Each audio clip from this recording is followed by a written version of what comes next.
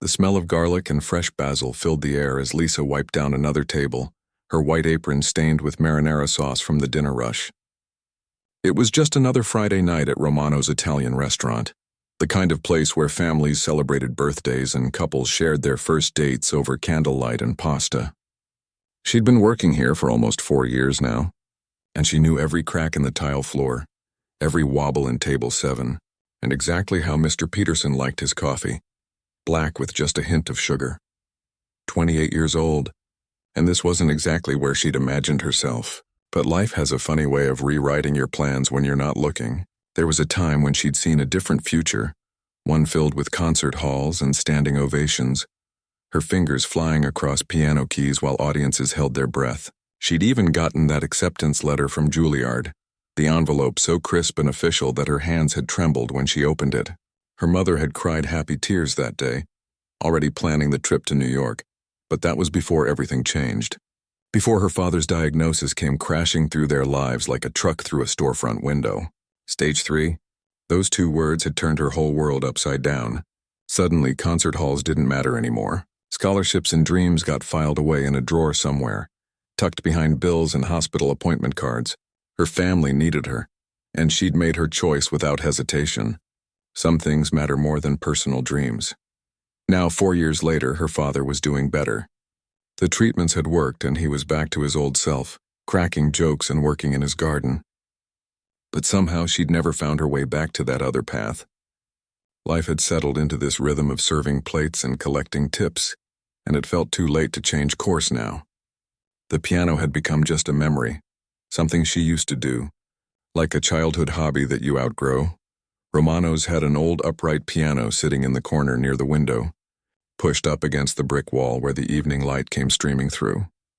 It had been there since before Lisa started working, a piece of furniture more than an instrument.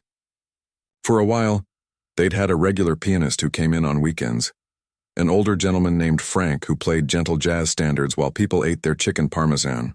But Frank had retired and moved to Florida 3 months ago, and the piano had sat silent ever since, gathering dust and the occasional water ring from carelessly placed wine glasses.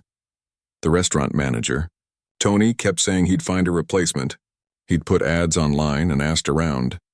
But good pianists weren't exactly lining up to play for tips at a neighborhood Italian place. So the piano just sat there, a silent reminder of something missing. Tony tried to make up for it with a Bluetooth speaker, playing generic jazz playlists from his phone, but it wasn't the same. Canned music never has that warmth, that human touch. This particular Friday started like any other. The reservation book was full, and the kitchen was already behind before the dinner rush even started. Lisa moved through her tables with practiced efficiency, balancing plates, remembering drink orders, smiling even when her feet ached and her back hurt. She'd gotten good at this job, really good. She knew how to read people, when to chat and when to leave them alone, how to turn a bad mood into a decent tip with just the right joke at the right moment. Around 7 o'clock, the restaurant was packed. Every table was full, and there was a waiting list at the door. The noise level had risen to that pleasant buzz of conversation and laughter, forks clinking against plates, the occasional burst of louder laughter from the corner booth. In the kitchen, she could hear the cooks shouting orders and the sizzle of pans on the stove. That's when Tony's Bluetooth speaker decided to die. Right in the middle of a song, the music just cut out, leaving this awkward silence that made everyone suddenly aware of how loud they'd been talking. Tony emerged from the kitchen, his face red and flustered, frantically trying to get the speaker working again. He shook it, pressed buttons, muttered curses under his breath. Nothing. The battery had finally given up and he'd forgotten to charge the backup. The silence felt heavy. Without the music, the restaurant seemed too loud, too exposed. People's conversations felt more intrusive. The kitchen noise became more noticeable. Tony was practically panicking now, worried about the atmosphere, about reviews, about people deciding this wasn't the romantic spot they'd hoped for. Lisa watched him struggle for a few minutes, her eyes drifting to that old piano in the corner. Her heart started beating faster, that old familiar nervousness creeping up. She hadn't played in public in years. Hadn't played much at all, really, except for the occasional moment late at night when she'd visit her parents and sit at their piano, playing quietly so as not to wake anyone. But the restaurant needed music. Tony was desperate. And somewhere deep inside, beneath all the layers of responsibility and practical thinking and given-up dreams, there was still a part of her that missed it, that missed the feeling of keys beneath her fingers, the way music could transform a space, the connection between musician and listener. During her break, she approached Tony near the host stand. Her mouth felt dry and she had to work up the courage to speak. "Hey, Tony, I could play something if you want. Just some background music. Nothing fancy, just to fill the quiet." Tony looked up from his phone, distracted and stressed. He barely processed what she'd said. "What? Yeah, sure, whatever." "Thanks, Lisa." He waved vaguely toward the piano, already turning back to his seating chart, trying to figure out how to fit in a party of 6 that just walked in without a reservation. Lisa stood there for a moment, suddenly wondering if this was a mistake. Her hands were shaking slightly. It had been so long. What if she messed up? What if her fingers didn't remember? What if people hated it? She could still back out, pretend she'd been joking. Go back to her tables and let Tony deal with his music problem. But her feet were already moving toward the corner, toward that dusty piano that had been sitting silent for 3 months. She pulled out the bench, its legs scraping slightly against the floor. A few people glanced her way, curious, but most kept eating and talking, not really paying attention. Lisa sat down and lifted the fallboard, revealing the keys underneath. Some were slightly yellowed with age, and there was dust in the cracks. She wiped them quickly with her apron, then placed her hands in position. Her heart was pounding now, but there was something else too. A tiny spark of excitement, like a pilot light that had never quite gone out. She took a breath, closed her eyes for just a second, and let her fingers find the first notes. Something simple she'd promised Tony, something safe, just enough to fill the silence and let people enjoy their meals. Nothing that would draw attention or make her the center of anything. Just background music. That's all this needed to be. But as her fingers touched those keys for the first time in months, something stirred inside her. Something that had been sleeping for a very long time. And the evening was about to become something neither she nor anyone else in that restaurant could have ever expected. The first notes came out softer than she'd intended, almost hesitant, like she was apologizing for making any sound at all. Lisa chose "What a Wonderful World" because it was safe, familiar, the kind of song that wouldn't demand too much attention. Her fingers felt stiff at first, uncertain, like they were remembering an old language they hadn't spoken in years. She kept her touch light, gentle, trying to blend into the background the way Frank used to do. Just pleasant noise to fill the space, nothing more.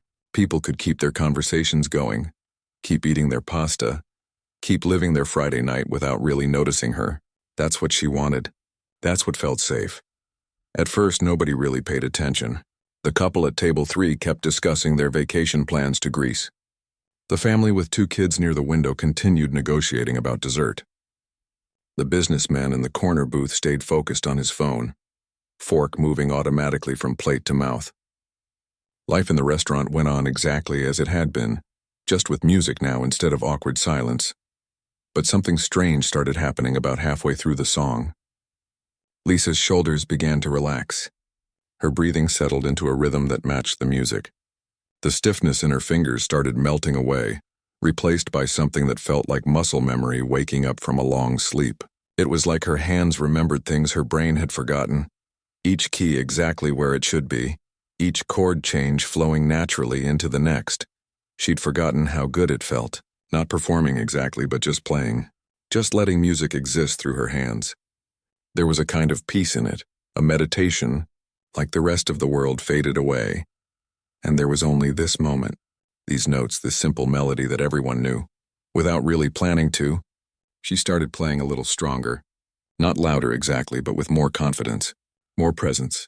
Her posture straightened naturally. She stopped hunching over the keys like she was trying to hide. The music began to carry more weight, more emotion. Each note she played seemed to say something she hadn't been able to put into words for 4 long years. The couple at table 3 stopped talking mid-sentence. The woman's eyes drifted toward the corner where Lisa sat. She didn't say anything, just listened, her hand reaching across the table to touch her partner's fingers. He turned to look too, both of them drawn by something in the music that went beyond the simple melody. At table 7, an older gentleman who'd been eating alone lowered his newspaper. He tilted his head slightly, listening with the kind of attention you give to something unexpected and beautiful. A small smile crossed his face, and for a moment he looked younger, like the music was taking him somewhere else, some other time. Lisa transitioned into a jazz standard, something she'd played 1,000 times in her bedroom growing up. Autumn Leaves. Her hands moved more freely now, adding little flourishes, small improvisations that came without thinking. This was the dangerous part, she knew. This was where she stopped being invisible, where the music started demanding to be heard instead of just filling space. But she couldn't stop herself. It had been too long. The music was pouring out of her now. All those years of practice and passion that she'd locked away, all those dreams she'd filed in a drawer somewhere. They were coming back, and she couldn't push them down anymore. Didn't want to push them down. More heads turned. The family with kids had gone quiet, even the children watching with curious eyes. The little girl, maybe 6 years old, leaned against her mother's shoulder, mesmerized. Conversations around the room were dropping to whispers, then falling away entirely. Forks paused halfway to mouths. Wine glasses stayed on the table, forgotten. In the kitchen doorway, one of the line cooks had stopped to listen. His face flushed from the heat of the stove, a look of surprise on his features. He nudged his co-worker, pointing with his chin toward Lisa. They'd worked with her for months, shared countless shifts, complained about difficult customers together during smoke breaks. They'd had no idea. Tony emerged from the back office where he'd been dealing with a supplier invoice. He stopped dead when he heard the music, really heard it for the first time. His expression shifted from confusion to something like shock. He moved slowly into the dining room, drawn by the sound, trying to reconcile the woman at the piano with the waitress he'd hired 4 years ago.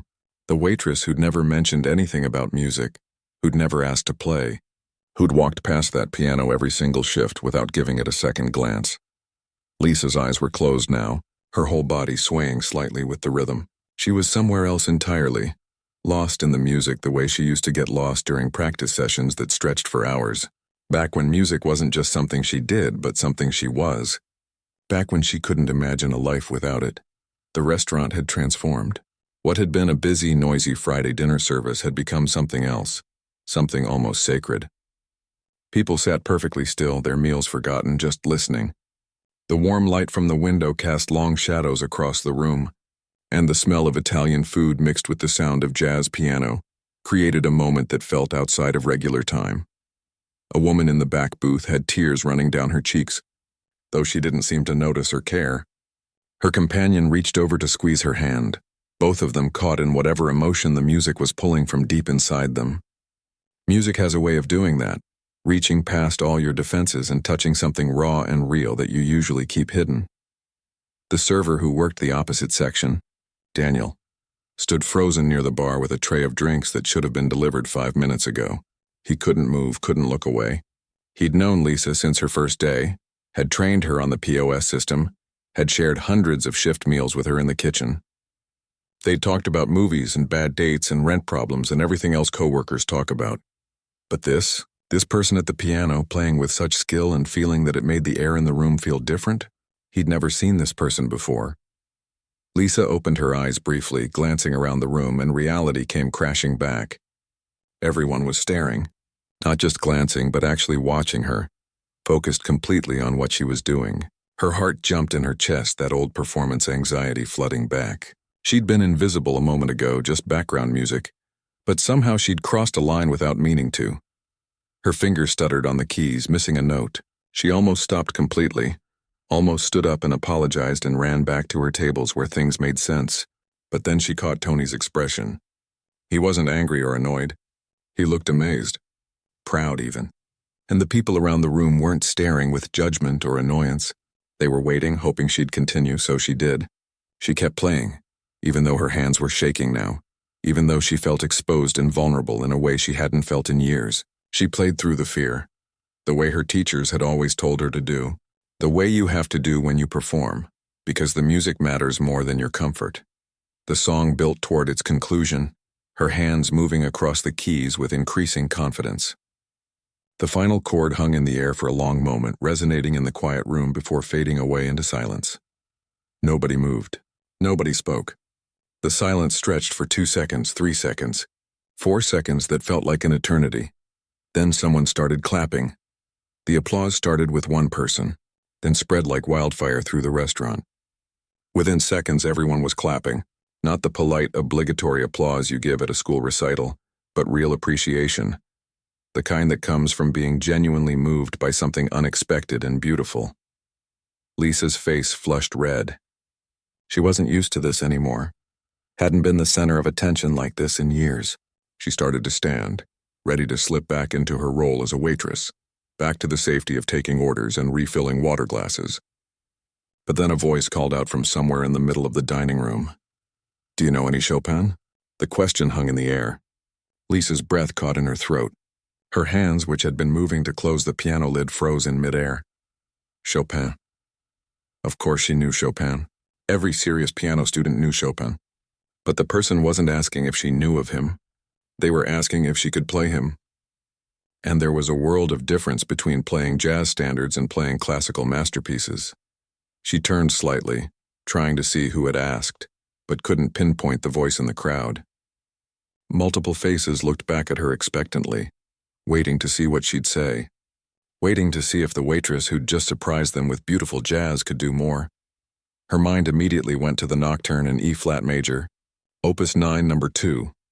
It was one of Chopin's most famous pieces, achingly beautiful, technically demanding, and emotionally raw. It was also the piece she'd been preparing for her Juilliard audition, the piece she'd practiced until her fingers bled. The piece she'd played perfectly one last time the night before her father's diagnosis.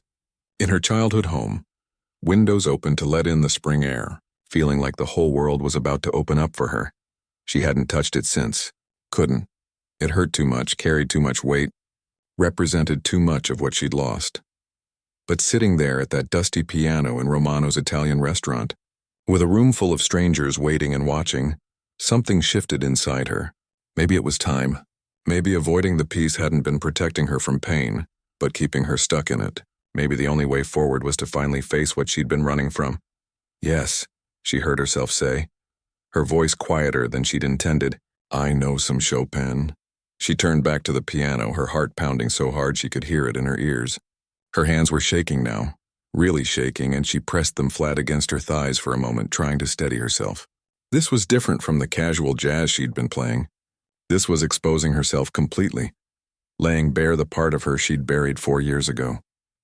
The restaurant had gone completely silent again. Even the kitchen noise had stopped. She could feel dozens of eyes on her back, could sense the anticipation in the room. There was no backing out now. Lisa lifted her hands to the keys. They hovered there for just a moment, trembling. Then she began.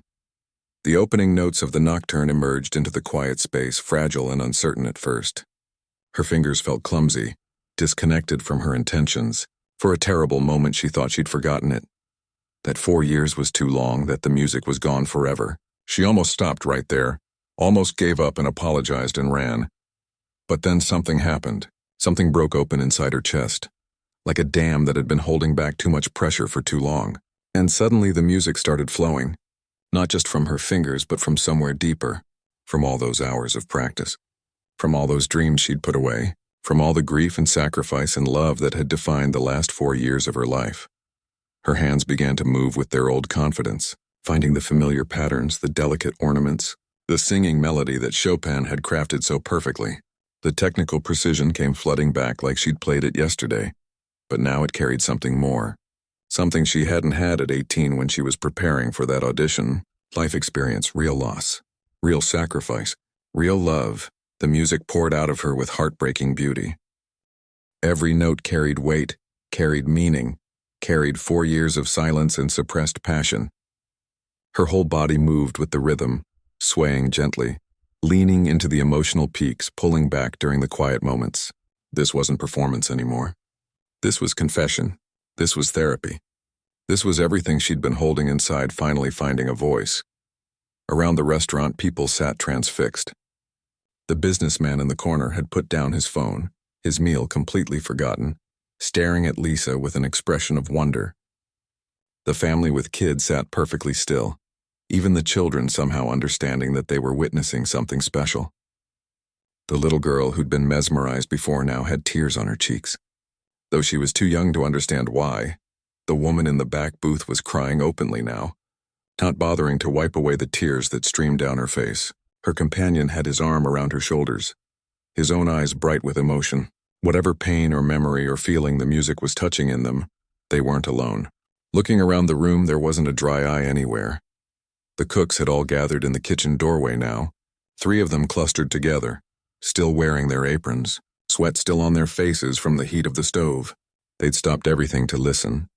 Orders sat waiting to be plated. Timers were beeping unnoticed. None of it mattered. Not right now. Tony stood near the host stand, one hand covering his mouth, shaking his head slowly in disbelief. 4 years. He'd worked alongside Lisa for 4 years, shared countless shifts, approved her time-off requests, given her employee reviews.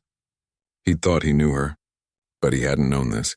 Hadn't known she carried this much talent, this much artistry, this much soul inside her while she smiled and served breadsticks and cleaned up spilled drinks. Daniel had finally set down his tray of drinks, abandoning any pretense of working. He leaned against the bar, arms crossed, watching his co-worker with an expression that mixed pride and something like grief.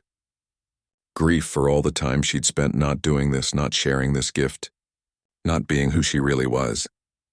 The music built toward its emotional climax, Lisa's fingers dancing across the keys with increasing intensity. This was the hardest part, technically and emotionally, where the melody soared and your hands had to stretch and your heart had to be completely open. She'd failed it during practice sometimes back when she was 18. The emotion had been too much, or her technique hadn't been quite strong enough yet. But now at 28, after 4 years of life and loss and growth and sacrifice, she played it perfectly. Every note exactly where it needed to be. Every emotion flowing through without restraint. She wasn't playing for an audition panel anymore. She wasn't playing to prove anything. She was just playing because the music needed to exist, needed to fill this space, needed to connect with these people who were listening. The final phrases of the nocturne descended like falling leaves, growing quieter, more delicate, more intimate. Lisa's touch on the keys became feather-light, barely pressing down, coaxing out the last whispers of melody. The final chord came, soft and peaceful, like a sigh of relief after years of holding your breath. She held it, letting it resonate through the room, letting it fade naturally into silence. Nobody moved. Nobody breathed. The moment stretched out, suspended in time, perfect and fragile and real. Then the applause came, and this time it was deafening. The applause washed over Lisa like a wave, overwhelming and powerful. People were standing now, actually getting up from their tables to clap. Someone whistled. Someone else shouted, "Bravo!" like they were at an actual concert hall instead of a neighborhood Italian restaurant. Lisa's eyes flew open, suddenly pulled back from wherever the music had taken her, and the reality of what had just happened crashed down on her all at once. Her face burned with a mixture of embarrassment and something else, something she hadn't felt in so long she'd almost forgotten what it was. Pride, maybe, or recognition, or simply the joy of being seen for who she really was instead of just the role she played every day. She stood up quickly, almost knocking over the piano bench, her legs unsteady beneath her. She was crying, she realized. Tears were streaming down her face and she hadn't even noticed until now. She wiped at them with the back of her hand, smiling and crying at the same time, completely overwhelmed by the response. Then a man stood up from one of the corner tables. He was middle-aged, Asian, well-dressed in a way that suggested money but not arrogance. He'd been sitting alone and Lisa had barely noticed him before, just another solo diner on a Friday night. But the way he moved toward her now was different, purposeful, like someone who knew exactly what he was doing. He approached with a warm smile, applauding as he walked. When he reached the piano, he extended his hand. "That was extraordinary," he said, his voice cultured and sincere. "Truly exceptional. I'm David Chen." The name meant nothing to Lisa at first. She shook his hand, mumbling some kind of thank you through her tears and embarrassment. But then he reached into his jacket pocket and pulled out a business card, and her eyes caught on the words printed there. Conductor. Symphony Orchestra. Her heart stopped. She looked up at him, then back down at the card, then up at him again. "You're a conductor?" "The guest conductor this season," he confirmed, still smiling. "I'm in town for 3 weeks working with the local symphony. I stopped in here tonight because someone told me this place had the best osso buco in the city. He gestured back toward his table, where indeed there was a half-eaten plate of the restaurant's signature dish. I had no idea I'd witnessed something like this. Lisa couldn't speak. Couldn't process what was happening. A real conductor, a symphony conductor, had just heard her play, had just called her exceptional. Have you studied? He asked, though the answer was obvious to someone with his experience. Juilliard, Curtis? Conservatory training somewhere? I was accepted to Juilliard, Lisa heard herself say, her voice sounding distant and strange. But I didn't go. My family needed me. My father was sick and... She stopped, not sure why she was telling this stranger her life story. But David's expression softened with understanding. I see. And you've been working here since then? She nodded, still clutching his business card like it might disappear if she let go. Listen to me carefully, David said, his tone shifting to something more serious. What you just played, the way you played it, that's not common. Technical skill can be taught. But what you have, that emotional depth, that connection to the music, that's rare. That's special. And it would be a tragedy to let it go to waste. Before Lisa could respond, other people started approaching. The woman from the back booth, still wiping tears from her eyes, pressed a napkin with her phone number scrawled on it into Lisa's hand. I'm getting married next summer, she said breathlessly. Please, would you play at my wedding? I'll pay whatever you want. That was the most beautiful thing I've ever heard. A man who'd been sitting with his wife near the window introduced himself as a music teacher at the local high school. We're always looking for guest musicians to inspire the kids, he said eagerly. Would you consider coming to play for my students? Let them see what real artistry looks like. Someone else mentioned knowing a wedding planner who was always looking for talented musicians. Another person asked if she gave private lessons. The businessman from the corner wanted her contact information for his daughter's Sweet 16 party. It was overwhelming. All these people suddenly seeing her, wanting her, recognizing something valuable in what she could do. Tony finally pushed through the small crowd that had formed around the piano. His face was red, and for a moment Lisa worried she'd done something wrong, that she'd disrupted service too much, that she'd overstepped somehow. But then he wrapped her in a huge hug, nearly lifting her off the ground. 4 years, he said when he released her, his hands on her shoulders looking at her like she was a stranger. 4 years you've been working for me and you never said anything? Never mentioned that you could do this? You never asked, Lisa said, managing a weak smile. Well, I'm asking now, Tony said firmly. I'm asking you to play here. Not as a waitress. As our pianist. 3 nights a week, Friday through Sunday. I'll triple your hourly rate and you keep all the tips. The piano is yours, Lisa stared at him. This was too much, all of it happening too fast. An hour ago, she'd been just a waitress, invisible, going through the motions of a life she'd settled into. Now suddenly everyone was looking at her, offering her things, seeing potential she'd given up on years ago. David stepped closer, his business card still in her hand. Before you commit to anything, I'd like you to audition for our Young Artist program. We work with emerging talent, provide mentorship, performance opportunities. It's competitive, but after hearing you play, I think you'd be a perfect fit. The next audition session is in 3 weeks. I can arrange it. I don't understand, Lisa said, her voice cracking. This doesn't happen. Things like this don't just happen to people like me. People like you? David raised an eyebrow. You mean talented people who've been hiding their gifts? It happens more often than you'd think. The world is full of artists working day jobs, convinced they've missed their chance. But talent doesn't expire. It just waits for the right moment. Around them, the restaurant had started to come back to life. People were returning to their tables, conversations resuming, though the energy in the room had completely changed. There was an excitement now, an awareness that they'd all just witnessed something special. Several people had their phones out, and Lisa realized with a start that some of them might have recorded her performance. Daniel approached, still looking stunned, carrying her apron that she'd left on a table somewhere.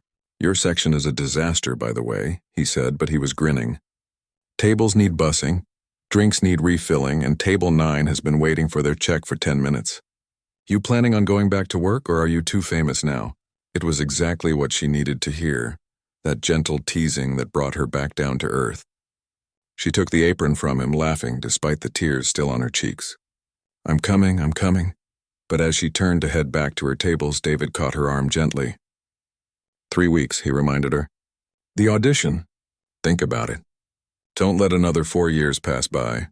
She nodded, unable to speak, and tucked his business card carefully into her apron pocket, right next to her order pad and her pen. Then she went back to work, back to clearing plates and taking orders and refilling water glasses. But everything felt different now. The piano in the corner wasn't just furniture anymore. Tony had someone bring over a chair and set it prominently by the window, already making plans for how to advertise their new resident musician. The wedding planning napkin was in her other pocket.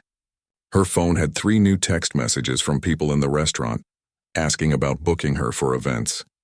As Lisa moved through her tables, still shaky from adrenaline, still processing everything that had just happened, she caught her reflection in one of the decorative mirrors on the wall. She looked the same as she had an hour ago. Same uniform, same tired eyes, same person.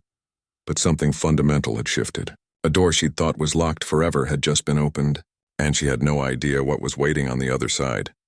The video appeared online the next morning. Someone had recorded Lisa's performance on their phone and posted it with the caption, "Waitress's hidden talent stuns entire restaurant." By noon, it had 10,000 views. By evening, 500,000. By the end of the week, it had gone viral with over 3 million people watching a grainy phone video of a woman in a stained apron playing Chopin like her life depended on it. Lisa's phone wouldn't stop ringing. News stations wanted interviews. Morning shows wanted her to perform live. A talent agent from Los Angeles left 3 voicemails. Her social media accounts, which she barely used, suddenly had thousands of followers asking when she'd play next, where they could hear her, whether she had recordings available. It was terrifying and thrilling and completely overwhelming all at once. She kept expecting to wake up and find out it had all been some strange dream. But the business card in her wallet was real. The messages on her phone were real. The video with millions of views was real. Her life had actually changed practically overnight because of one spontaneous decision to sit down at a dusty piano. The hardest call to make was to her father. She sat in her car outside her apartment for 20 minutes, phone in hand, trying to figure out how to explain what had happened. How to tell him about the audition, about the possibility of finally pursuing the dream they'd both let go of 4 years ago. She was terrified he'd feel guilty, that he'd blame himself for her putting her life on hold. But when she finally called and told him everything, there was a long silence on the other end. Then she heard him crying. Not sad tears, but the kind of crying that comes from relief and joy and pride all mixed together. "I've been waiting 4 years for this call," he said, his voice thick with emotion. "I've been waiting for you to find your way back to yourself. I never wanted you to give up music for me. Never wanted that sacrifice." "It wasn't a sacrifice," Lisa said, and she meant it. "You needed me. Family comes first. I'd make the same choice again." "I know you would," her father said. "That's why you deserve this second chance. That's why you need to take it. Promise me you'll go to that audition. Promise me you won't let fear or guilt or anything else stop you this time." She promised. And 3 weeks later, she found herself standing outside the concert hall where the symphony rehearsed, wearing the only professional outfit she owned, carrying sheet music that she'd practiced until her fingers ached. Her whole body was shaking with nerves. This was different from playing at the restaurant. This was official. This was real. This was her one shot. David met her at the door, smiling warmly, putting her at ease as much as anyone could. "Just play the way you did that night," he said. "That's all we need to hear. The real you, not what you think we want." The audition panel consisted of 5 people, serious-looking musicians and administrators with clipboards and expressionless faces. The kind of people who'd heard thousands of auditions and weren't easily impressed. Lisa sat at the grand piano in the empty concert hall, her hands trembling on the keys, and for a moment she couldn't remember how to start. Then she closed her eyes and thought about her father in the audience at Romano's, about Tony giving her a chance, about all those people who'd been moved by her music. She thought about 4 years of sacrifice and love and choosing family over dreams. She thought about the girl she used to be and the woman she'd become, and she started to play. She played the same Chopin nocturne, but also added pieces she'd learned years ago, compositions that had been gathering dust in her memory alongside all her other buried dreams. She played for 40 minutes, pouring everything she had into the music, not holding anything back. When she finished, her hands were shaking and her face was wet with tears, The panel barely reacted. They thanked her politely, told her they'd be in touch, dismissed her with professional courtesy.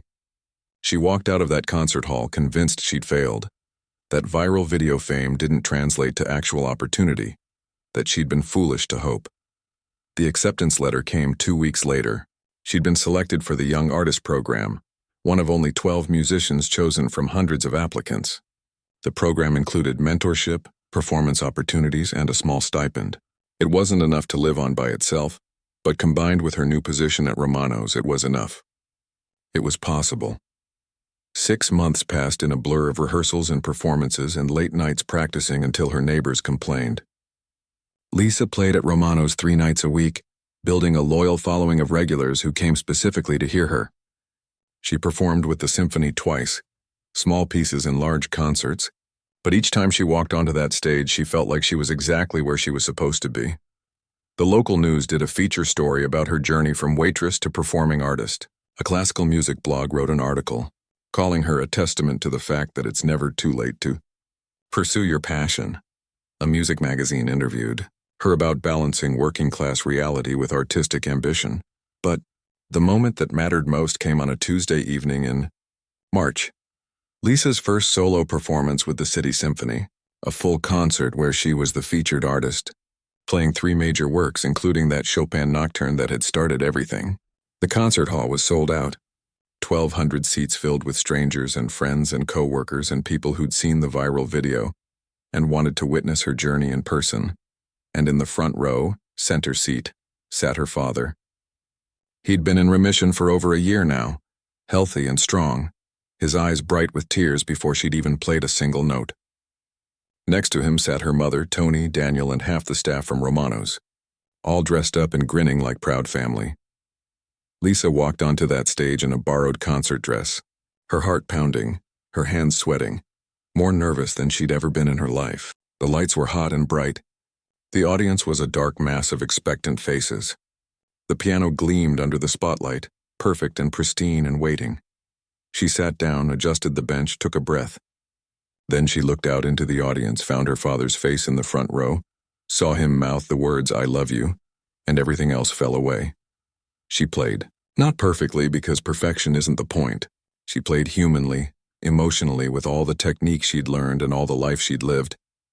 She played with the confidence of someone who'd worked double shifts and sacrificed dreams and found her way back anyway. She played like someone who understood now that talent isn't wasted when it's set aside for love. It's just waiting for its moment.